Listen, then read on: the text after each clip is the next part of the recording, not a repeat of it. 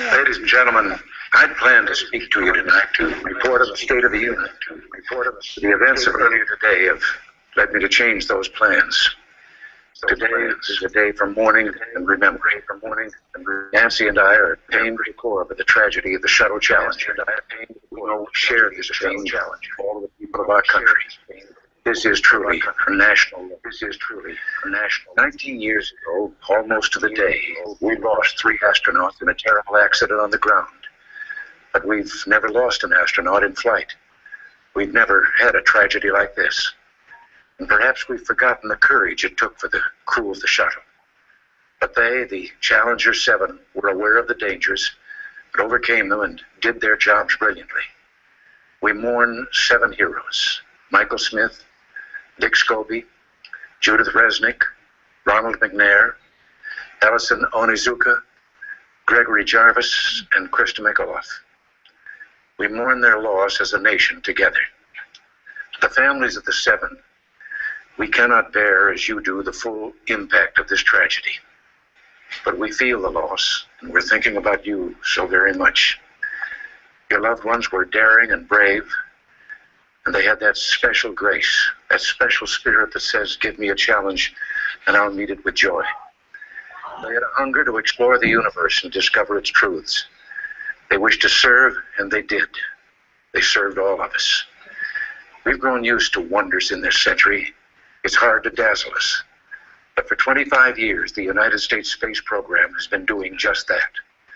We've grown used to the idea of space, and perhaps we forget that we've only just begun. We're still pioneers. They, the members of the Challenger crew, were pioneers. And I want to say something to the school children of America who were watching the live coverage of the shuttle's takeoff. I know it's hard to understand, but sometimes painful things like this happen. It's all part of the process of exploration and discovery. It's all part of taking a chance and expanding man's horizons.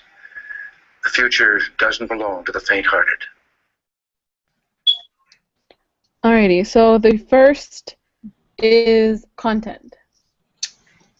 So he showed sympathy towards the families of the astronauts and to the nation.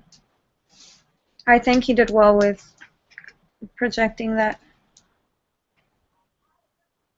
The content was straight to the point. It was very straightforward and just, how do you put it? Yeah, I think he definitely said what he needed to say.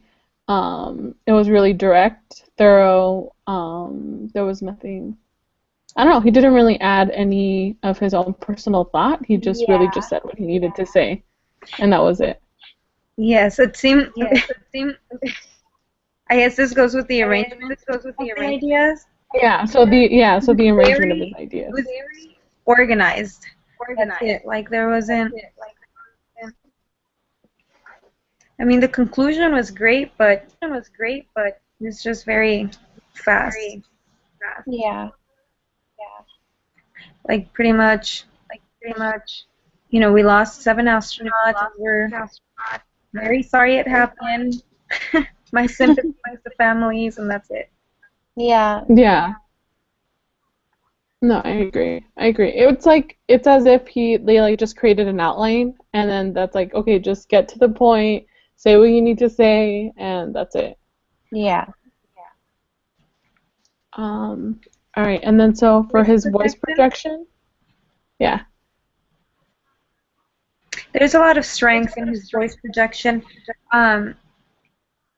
Where I found the most strength was in give me a challenge and I'll meet it with joy, as well as when he named the 7 astronauts.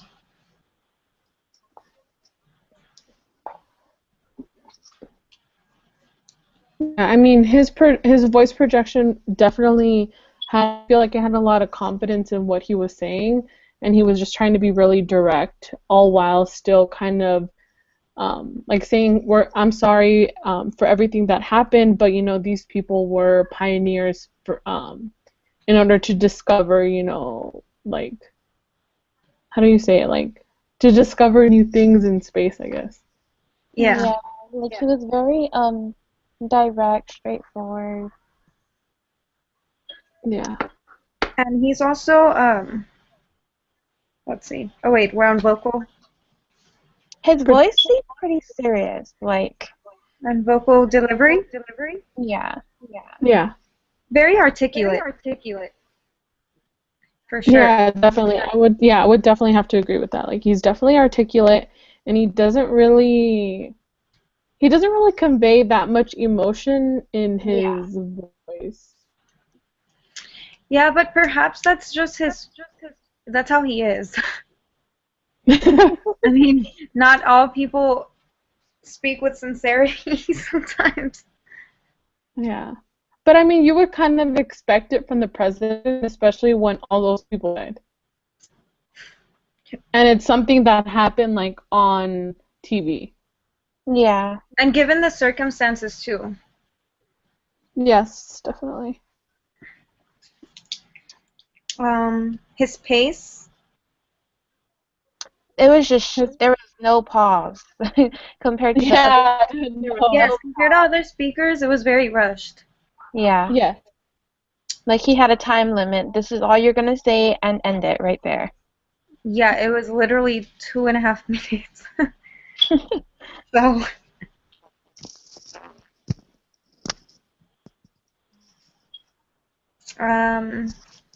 Let's see. Nonverbal communication. There wasn't much. I think what we said before.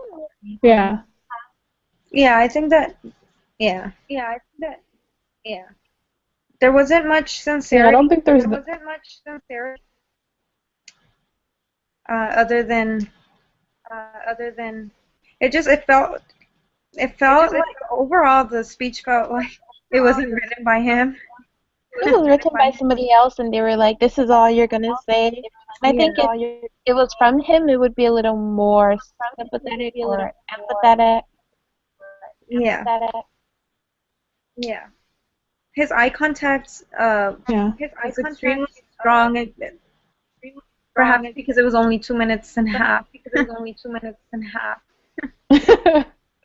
Yeah, he kind of just looked directly like at the camera or something in the same direction. Yeah, I mean at times you could tell that he was spacing out, probably reading his notes.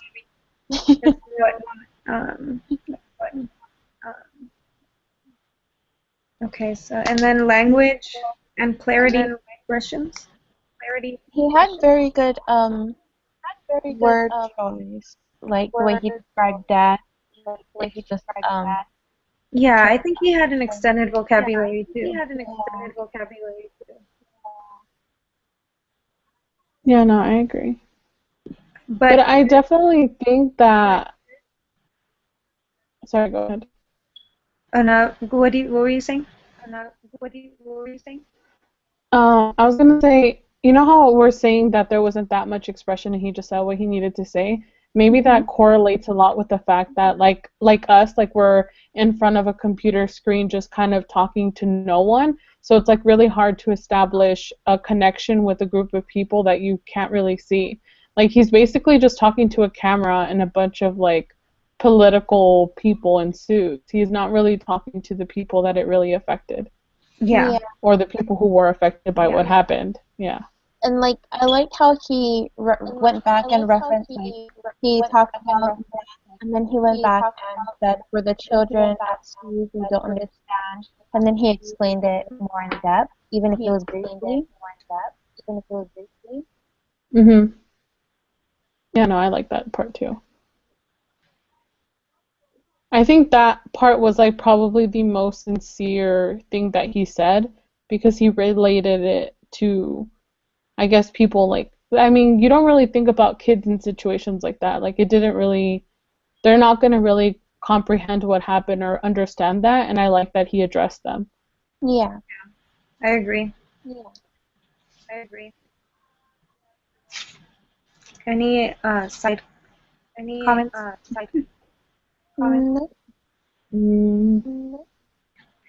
I just felt like it was too rushed.